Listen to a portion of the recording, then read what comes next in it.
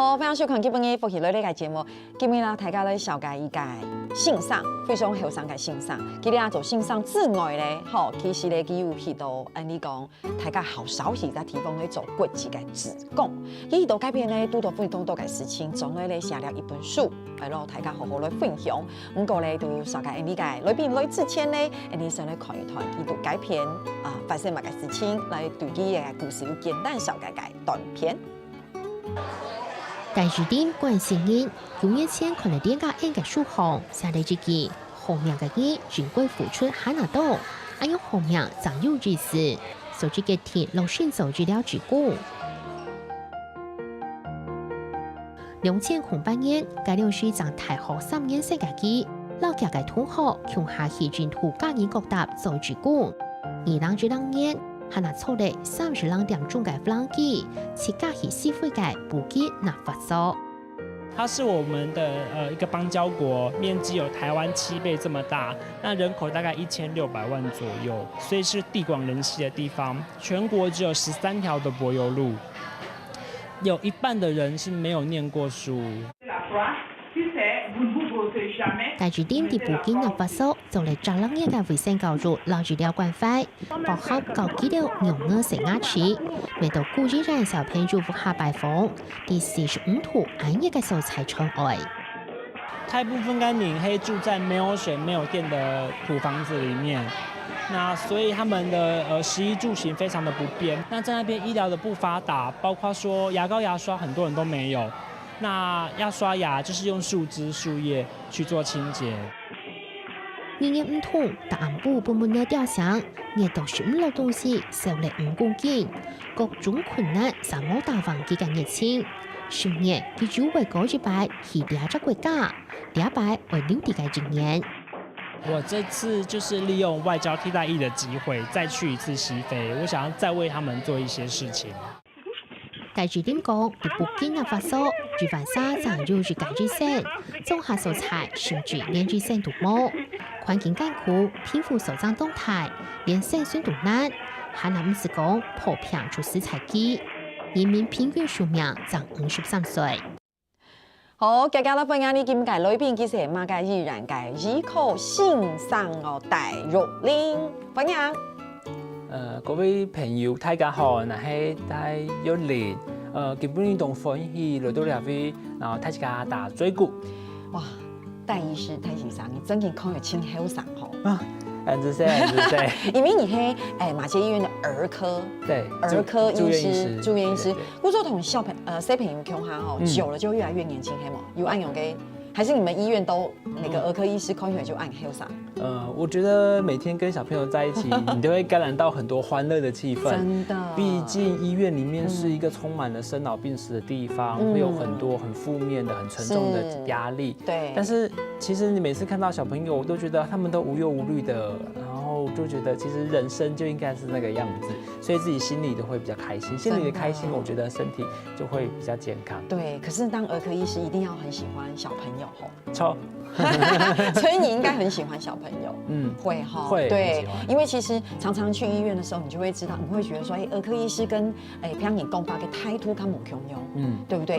一般來說就是來，我看一下，對，回去要吃飯哦，對，會比較是好像很有耐心這樣，對，是真心的嗎？是真的，因為在醫院裡面，其實講說話啊，跟病人最溫柔的。我想是兒科醫生，對，也是哈。不過今天看到玉玲，就會壓黑槓叔公，你是一個很溫暖的人，對，就很笑臉，笑面，然後感覺上很溫暖。不過今天也有像玉玲來到亞平，其實一開始同大家先來分享。剛才看到的是，好像你去非洲當國際志工的短片，對，然後回來之後呢，當然有很多的經歷，很多的感受，然後就先寫了一本書。所以今天我們要跟觀眾朋友來介紹，這就是你最新出版的一本新書，對不對？對，穿越一條柏油路到古都谷，對，好，這本書其實我剛開始講一開始來說啊，會唔會清難啊？形容因為就按用胸，可是打開之後真的耶，從第一頁按看下來，你一口氣就可以把它看完。哇，真的真的对，很厉害很厉你看，害。这就是那个儿科医师有没有？要给小朋友鼓励，好棒棒，好棒棒！哎，真给不按用念，我说给不给你吃到哈啊，好像我自己也变年轻了，变有啥就按有个干不够。不过其实写这本书也不是你预期的，你没有想到说你生命会做这件事情。对，我觉得很多事情其实我一开始都没有这么想，但是就会一个接着一个，就好事会一直不断的发生。哎，大家有没有听到重点？好事会一个一个的发生，对，好正面能量哦，真的哈。不过一开始其实，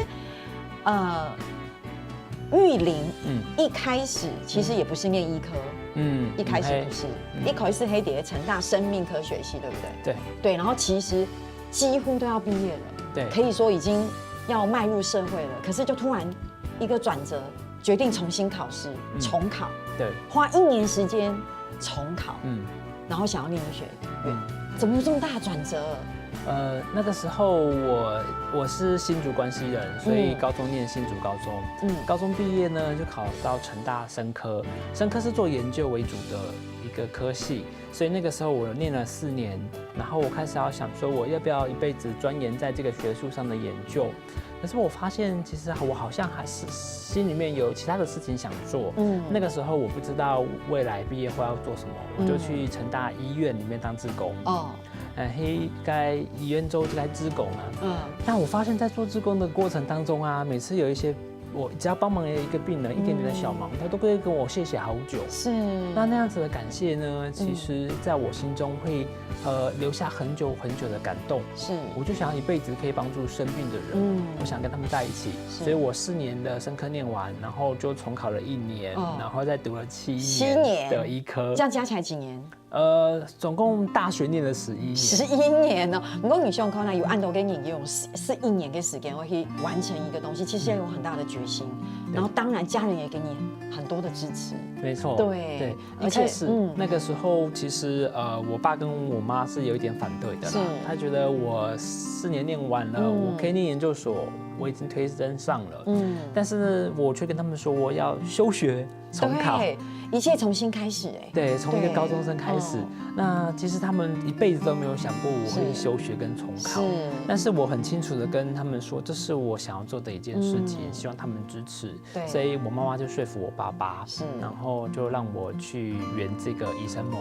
对我觉得圆医生梦是听起来，我觉得玉玲是谦虚的啦，对，可是应该是说，其实这有个高场低度，你更加听到心里的声音，你想要做的是什么？我觉得这有天命有很多人看到血就昏倒，你知道吗？有很多人进到医院就觉得哇，跳那分轻等眼干，可是有一种人是到了医院当周资拱沟后，就觉得说我一定要在这个地方服务，因为每一个人回馈社会的方式不一样，对，那你选择了在医院帮助人，你觉得这是你自己的核心价值，或是你回馈，或是你服务的一个部分，是我想要做一辈子的事情。对，可是很有趣的事情是，你看有青铜业，你去周行上去周行上，周行上其实太卡度低哦，你在台湾给医疗吼，其实迄挺辛苦的，真紧吼，唔是太卡上给按简单，当然很难，可是也唔是太卡上给按简单，其实有一种的辛苦。结果你想要说跑去印度当志工，对。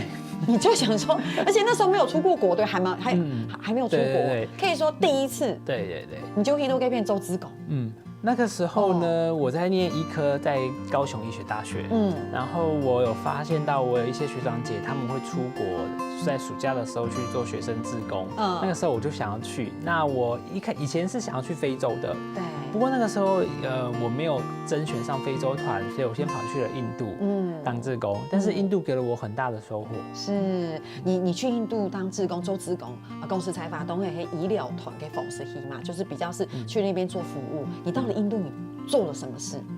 我们在加尔各答，然后跟当地的一个组织合作。那印度呢，因为是种姓制度的关系，所以有很多的低下的阶层，是贱民啊，甚至是那种吸毒的人啊，然后或者是那些小偷啊，都没有身份地位的。对，那个时候我们就发现呢，这个组织在帮助这些贱民们最严重贱民们有一个那个问题，就是他们身体伤口的问题。对。所以你们就是可以说就是在街上看到谁受伤了就去帮他包扎，对，就这样的服务工作。对，应该是说在医疗最基础的一个部分，并不是治什么病什么，就是最基础的包扎。对，你就每天做这样的事情，但你就按钮你。其实那个时候我们医科的学习是让我们去诊断个疾病，然后开药给他。但是这些在印度那个街头不适用。他最重要的就是你帮他换一个药，是因为他没有知识，没有钱买药，他不知道怎么样照顾他自己，所以我那个时候我们最重要的就是做伤口包扎的这个服务，其实算是护理，这不算是。我理解，而且对一个这么一个算很年轻的黑嗓音哦，因为第一拜出轨就可以都按钮给提缝哦，因为当你的贫富差距很大，对，那你在那里的冲击应该很大。有那个时候一开始啊，我发现我们有很多其他国家的志工啊，对，那有一个荷兰的女生她每天做一个让我很不解的一个动作，她看到那些小朋友跟那些街友啊脏兮兮的，就会去拥抱他们，甚至去把他们抱起来，然后亲来亲去的，我没有办法，对你没有办法，这样很诚实啊，对，我就觉得好奇怪哦，你为什么这么做？我们来做志工就是来发东西呀，这样子。然后我有一天忍不住问这个荷兰女生说：“你每天去碰这些脏脏的街民，你不觉得很恶心吗？”结果这个荷兰的女志工啊，她跟我说：“我今天弄脏了，我回旅馆就可以洗澡啊。”可是这个小朋友，他可能1个月才洗1次澡，甚至他不知道他下一次吃到饭是什么时候。所以那个时候我才真的去了解到做志工该有的那个态度，就是要谦卑。就是你要放下你在台湾的这一切，就是放下我是一个台湾的大学生，然后可以坐飞机到印度去，这些都把它放掉。我在印度的街头那个当下，我接触的就是这个街民，对我觉得帮助他。对，我觉得除了是转念之外，其实也是非常好的一个心智的磨练的过程。我乡亲朋友其实若您带讲许多是图了在提供，给他许多贵州了在提供哦，又动静才该故事，才该先聊下，你等下到怎来。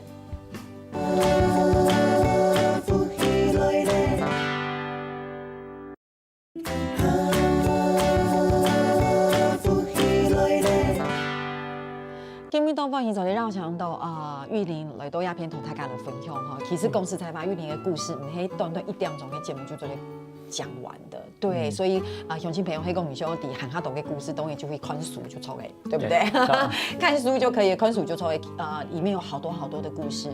我為什麼可以一口氣把它看完？因為實在是太有趣了，哈。不過上一期節目講到，嘿，你去到印度按有提風，對，你去到印度嘅提風，當然在那個國家，因為貧富差距很大，其實文化差異也很大，所以這中間你當時遇到了很多事情，心中有很多感受。可是很奇妙的事情是，你回來台灣之後，對你後來還是選擇想要做同樣的事情，而且你這次選擇的地方不一樣。對，非洲，對嗎？大家都覺得非洲，大家都會覺得那是一個比較貧窮的地方，而且你選擇的是西非，西非布吉納法索這個國家是更貧窮的一個地方，相較於東邊。對，你就去了，第一次去是1個月。對，你就這樣去了。沒錯，那個時候我還是學生嘛，就一直也想要去非洲，我就很奇怪啦，我就是已經當醫生，就是考上醫學系了，有一個醫生夢，可是我也有一個是去非洲當醫生的夢。是，但是在我重考的那一年，我讀了連加恩醫師的《愛在西非連加恩》這本書，是，他描述到在西非布吉納法索，他所經歷的一切故事，我就很想要去那個地方看一看。那就在我念醫學系5年級升6年級的暑假，我因為客委會的逐夢計劃的贊助，我就是幾乎是全額，我就可以到西非去圓一個非洲夢。那個時候是做國際志工啦，但是學生志工，所以可以做的事情不多，我只能做個簡單的衛教。那我花了蠻多的時間去一個林恩小學那邊做衛教還有做訪談。那林恩小學呢，它是連加恩當時在非洲看到有很多的小朋友沒有辦法讀書，對，沒有辦法讀書。那邊的大概只有30%的人有機會念書，對，而且不是念到很高等，對，沒有錯。所以那個時候呢，他就跟台灣的一些朋友，然後一起出錢蓋了一個孤兒小學。是，那我就去那個小學去了6個禮拜的時間。對，然後在那邊的感受也很深。我覺得在那邊的感受，第一個最深的就是你文化的衝擊，對不對？貧窮的差異。对你的冲突。在台湾这边是哇塞，你看妈妈要找老师帮你补习，对，然后你要好好念书，对不对？好像大家念书念到一定的程度是应该的，但在那边其实教育的资源非常的缺乏。对，没有错。对，所以你就要而且听说你还参加林恩小学毕业典礼，黑吗？对啊，那个时候东体喵啊，我第一次到林恩小学的那个时候，因为我那时候法文没有很好，我不知道他们在干嘛，就大家聚在一起办个活动。对，后来我才发现，哇，原来是第一届的毕业生，小学念完6年了要毕业，我就觉得很感动，是因为连连家恩自己。都没有看到他的这些孩子们毕业，那我一个台湾人，一个学生，就亲眼见证了这一切，真的完全就是从无到有，都是全部都是台湾人的爱心，那时候感受是很激动的。对，可是你后来其实你在那边待了一段时间，你后来回到台湾，最后你又会再第二次回到西非布吉纳法索这个地方，而且一待就待了1年。对，你那次回去就可以真的从事所谓的医疗行为了，对不对？对，在医院里面。没错。第二次回去的是一样是替代役的身份，那时候有执照，所以是做医疗。我每天就在那边的一个友谊医院看诊。那有从乡下来的病人，有的病人是骑脚踏车要骑上1天1夜，对，才能够来给你看一个病。对，那甚至有很多的病其实是我们没有办法去医治的，有一些需要手术的，或是一些特别的药物的，对，都没有办法帮上他们忙。可是他们就是让我非常非常的感动，是对，因为他们有一个分享的文化，是我非常感动的。对，说到分享的文化哈，在这本书里面，其实玉玲有一直提到分享的文化。对，那其实分享文化是玉玲对这件事情的诠释。对，你可以简单的跟泰卡的说给他，你觉得你在那边学到的分享文化是什么？一开始的时候啊，我其实不太开心。我到非洲的街头，然后路边很多的人就给你乞讨，看到我就跟我要钱、要手机、要相机、要糖果。我就会觉得，为什么我是来当志工，我是来当医疗团的，来帮助你们的，为什么会这样跟我要？连我自己的病人都会跟我要。对，就说你医生，你怎么不给我药啊？我没有钱买药啊。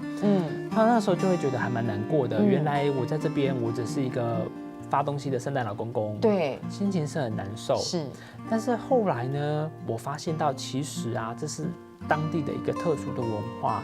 一般的人家里面啊，在乡下很贫穷，对，那可能1个月赚的钱呢，就台币大概2-3千块钱。那一只鸡可能也就是要300块钱。那所以还蛮贵的，一只鸡很贵啊，1/10的薪水。那如果今天这个家庭里面有一个人，他有一只鸡，要杀了它，他会找他的邻居一起来分享，一起来吃。那甚至我在那边的时候，我去做家庭访问，我拜访完之后，我要离开的时候，我反而得到很多家长送的礼物啊，花生啊、洋葱啊、鸡蛋，甚至是活生生的鸡都有。他们其实是不吝啬的，对，所以那个时候是2个冲击。有，我们现在在电视照片上面就有看到，这个是玉林去那边有一个阿公送你一只鸡，对。那我觉得很有趣的地方，就在书里面有写到这段故事，因为那只鸡对他们家来说应该是很珍贵的食物，对他们平常舍不得吃的，是他舍不得吃，可是他却送给了你，送给一个第一次见面只见过一面的一个外国人，对。然后说实在的，在那个地方，好像在书里面也提到你排塞满鸡。其实你是不愿意拿，因为那种不愿意是你觉得这么珍贵，我怎么好意思，对不对？你们家可能半年都吃不到1次肉，你把一只鸡送给我，所以最后那只鸡你怎么处理？最后我就因为某可能带走了呀，我就把这只鸡送给那个孤儿小学，所以很开心哦，所以大家就可以有一餐比较丰盛的食物可以吃。对啊，对，所以这就是玉林共都该分享的文化。因为其实我真的觉得有很多事情没有办法解释，我的感觉是这样子，因为那是那个国家的一个文化，他们有他们的背景，对，他们有他们的历史状，对，所以他们朋友之间就是这样子。今天你有困难，我一定帮你。那明天我有困难，我也希望你可以来帮我。对，他直接告诉你你要帮我，对不对？会是这样子。所以这中间在这本书里面，其实不断的提到分享文化，有很多的故事来说明。那当然这是玉林对这样子，他在那个地方给自己给杠书，给自己给杠狗很爱念。对，就像药物一样。对，我记得我们来谈一下他那边的医疗好了。对，一定跟台湾有非常大的差别。某 Q 那边完全是医药分开的。是，所以你今天如果去看一个医生，然后医生开一个单子给你，那我印象最深刻是在那边的急诊室。是，然后就有一天有一个病人，他非常的喘，然后来到急诊，对，结果呢过了20分钟，对，什么事都没发生。在台湾一定是已经开始吸药啦，然后打针啊，什么都会来。但是在那边呢，你医生给你一张单子，对，你要自己去药房买药，是，你要自己凑钱，对，筹到钱拿到药，然后你再回来给医生再开始治疗。对，所以其实那个急诊叫做不急的急诊室，也还与你共给，因为急诊室很不急。对，因为在台湾的急诊室，大家都太卡都底吼，推板你一坤现场给时间公司才发，黑公你有没有该问题你到急诊室的时候，其实医疗人员第一面就先急救了，后面的事情后面再说。对，你没有钱没关系，你没有缴健保费我们接到病人就先急救，对不对？对。而且有时候慢了一点，有时候台湾病人还说，有没有按慢啊，醒3点那一边有没有还生气？可是一都改变那边的医疗制度在书里面写的时候，我非常的震撼，就是不管你多急，你有可能失去生命哦，有可能要有，可是他们没有要帮你先医治，就像开刀也是。对，如果今天呢，那个医生帮你开刀，你全部的线、手套、药都要自己买。买来之后呢，纱布不够的话，那就只能够把旧的纱布拿来用。对。那甚至是说，如果你今天要缝那个伤口，对，你的线不够了，医生就停了。你赶快去。所以缝到一半怎么办？赶快叫家属去买线。然后家人没有钱怎么办？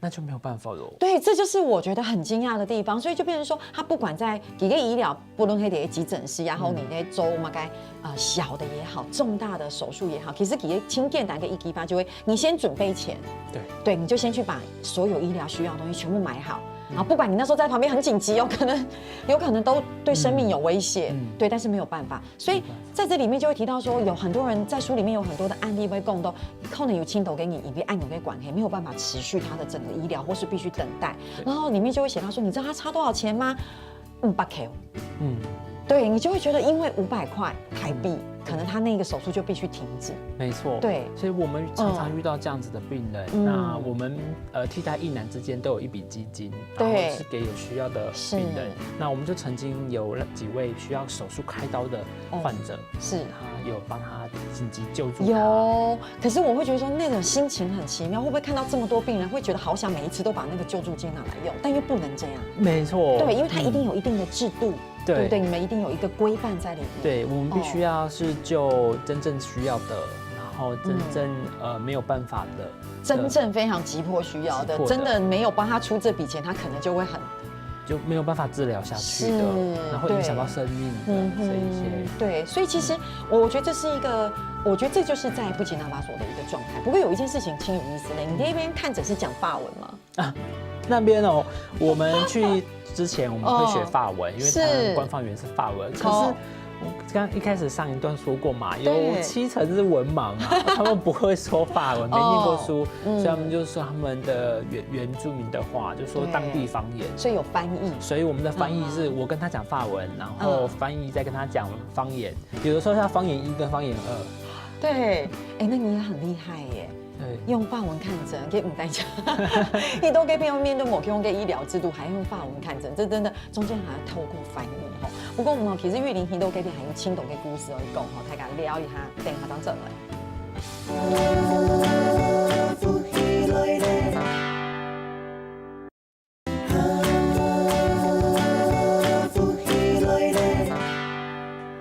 今日到番伊就咧绕墙到玉林来到节目地图，让大家来分享两本书嘅故事咧，係記嘅當後生嘅以口嘅欣賞去到非洲記錄下來嘅點點滴滴。对哈，所以这本书呢很有意思，希望鄉親朋友係講有興趣是走得去買兩本書主了解特別讓大家來講玉林今天來到節目裡面，其實也希望可以跟大家分享這本書，對不對？所以呢，玉林呢要出一個題目。所以他題目咧考台價，然後係講台價走得去到過去來類改粉絲專業留言答案，我們就會送書。我們這次要送幾本？3本，3本。在出題目之前，先跟大家分享哈，你如果去買書，其實這全部的錢。我們會回饋到西非布吉納法索的林恩小學的全部的版稅啊，我們都會捐給西非這個孤兒小學林恩小學作為這個教育計劃，對，讓更多的孤兒可以一起來受教育。真的哈，好，那我們是不是先請玉林幫我們出個題目？好，請問大家布吉纳法索是在非洲的哪一个部位呢？对，是东非、西非、南非、北非，还是中非？对。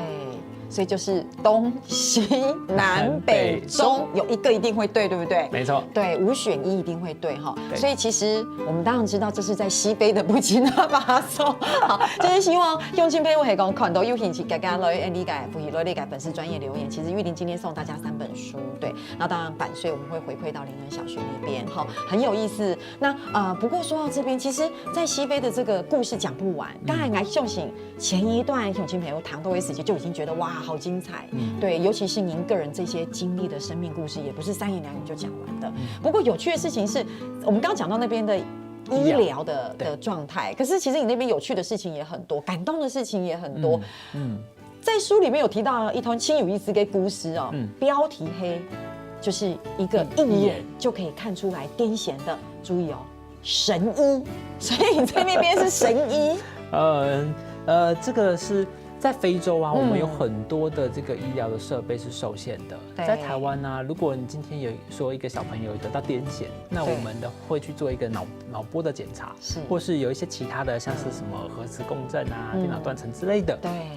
但是在非洲都没有，对，所以我们完全都是用看的，然后跟身体的这些触诊，感觉好像是感觉，没错。对，那有一阵子我就发现有好多小朋友啊，他来的时候眼神是很不对劲的，然后头可能肿一个包，我就说他是不是刚刚有抽筋，或是他是不是一个癫痫的一个患者？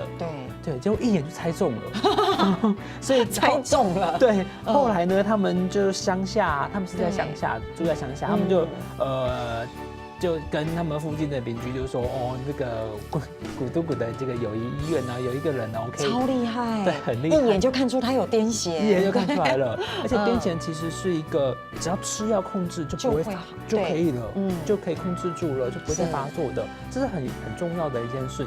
因为那边的癫痫如果一发作的话，你走在路上一发作就跌倒撞到头，它可能就变成是脑部的一些出血其他的问题，会影响到生命。那在布吉纳法索，如果一个家庭里面有一个像是脑性麻痹的小朋友，其实整个家庭都是被拖累的。是的，一定的。对，那因为给得可能问题，会癫痫跟问题，然后有时候发生了就让它发生。对，也不知道怎么做，然后或者是去找一些偏方啊，请巫师收惊啊。对，一定有的。其实台湾都有很多偏方，更何况在一个医疗制度比较不健全的地方，这种问题当然更严重。对，所以其实我觉得这就是其中一个这样的一个故事。不过我觉得亲有意思的地方是因为 Hido Gay 陪你修完第一腿版可以紧张的时间，大家都要知道要回诊嘛，对不对？要吃完要再去拿药嘛，对，医生会跟你说，我先给你3天的药，对，吃完之后可以看你的状况很有你要记得转了哟，在那边你也是会等待他们回诊，对不对？对，但是很多时候都等不到，因为他们家真的太远了。对，像我曾经有一个是嘴巴的一个囊肿要开刀的病人，那我有跟他定期约回诊，那结果我就发现他缺了好几次都没有回来。对，因为呢，我开的一个处方是说要照 X 光去追踪这个囊肿的状况，然后他筹不到钱呐，是拍 X 光的钱都没有，所以呢就一直不敢回来。因为回诊要钱，对，看医生要钱嘛。我们的门诊是医院医疗团的关系，对，所以是免费的门诊。可是照 X 光要钱，买药也要钱。那照 X 光要多少钱？X 光大概也是1只鸡的钱。也对他们来说算贵，算贵的。对，所以照 X 光要1只鸡的钱，所以因为没有钱，所以他就干脆不回诊，就干脆不回来了。对，我知道在故事里面有写到一个很有意思的，就是玉玲她在等待回诊，从早上等到下午，她就像讲哎，天时暗念然后转哎，对不对？对。然后我想说我要回去，而且心里有点生气，想说我按关心你，你要回来啊，我真的很关心你的状态，不然我前面帮你看诊也白看了。对。终于要离开的时候，突然他们出现了。没错。一对母女，对，骑着脚踏车，真的就满头大汗，然后我那个时候我就其实那几个东排谁，对你觉得很不好意思，对，为什么你要觉得很不好意思？因为他好像骑了40公里。对啊，因为我经常怀疑他们好像忘记了，他们没有手表，很常忘记回诊的时间。我竟然去怀疑他是不是忘记，就没有，就是他很辛苦。对，现在大家看到的照片就是可能就是这对母女的背影。那时候我看的时候，我心里也觉得那种感觉很难想象。他们而且在书里面有讲到，其实这对母女他们前一天就出发了。对。他们前一天就骑到我们古都谷的附近找亲戚家住，然后第二天早上再继续骑，对，再继续这样骑来回诊，对，可是还是迟到了。对啊，但是我觉得很感动的是，那边的妈妈，我觉得母爱真的是很伟大的。那边的妈妈为了她的小朋友的一个疾病，再远也会骑下去。一定的啊，一定是这样子。所以你希望看啊，这真的是为什么玉林区呢那边做志工，然后周行商，其实希望带给大家的一个服务也好，或是回馈也好。能够回到这边，其实故事讲不完啦。其实在这里面也有提到说，他们真的好想念书，结果家里没有电。对，好多在路灯下，对不对？在路灯下看书，没错。是我们林恩小学的毕业生，那个时候他当时念的是国中国4，可是他24岁哦。24岁，他国中念4年，24岁才要考高中。是，但是因为他14岁才念小一啦。那后来我才发现到，他原来每天是站在路灯下看书，每天晚上7点站到10点，回家睡觉3点站到6点。对，所以我们是不是应该更努力一点？对，所以我觉得这个就是对于整个玉林来说是一个很不同的经历。当然，这中间其实帮助玉林的人很多，对，一定的，对。然后你自己的整个很多感受的部分，然后包括你心智的磨练，你的转变也很多。在书里面我们都做在看得到。不过节目时间真的过得很快，剩下2-3分钟，我一定要赶快讲一下这本书。我打开之后，我其实觉得很感动，因为你是要献给阿婆跟妈妈的。对不对？而且最后故事最后提到，我知道非洲很多烤玉米，对，讲到玉米也会想到阿婆，对啊，对，好，所以这对你来说也是妈妈跟阿婆对你的影响很大。没错，我的妈妈是在我念医科的时候，大2的时候就过世了，因为疾病。那我的阿婆是我在第一次去非洲之前过世的，但是我那一次去在非洲的时候，我就看到那个玉米啊，我就会想到我的阿婆，因为我阿婆在关西乡下是种菜的，她常常会去市场里面卖菜，然后她都会去种那个丑丑的玉米，她玉米真的很丑，然后又没有味道。然后我小时候就觉得说，为什么那个市场罐头呢都很漂亮啊，黄黄的很大颗，为什么阿婆就是那么丑？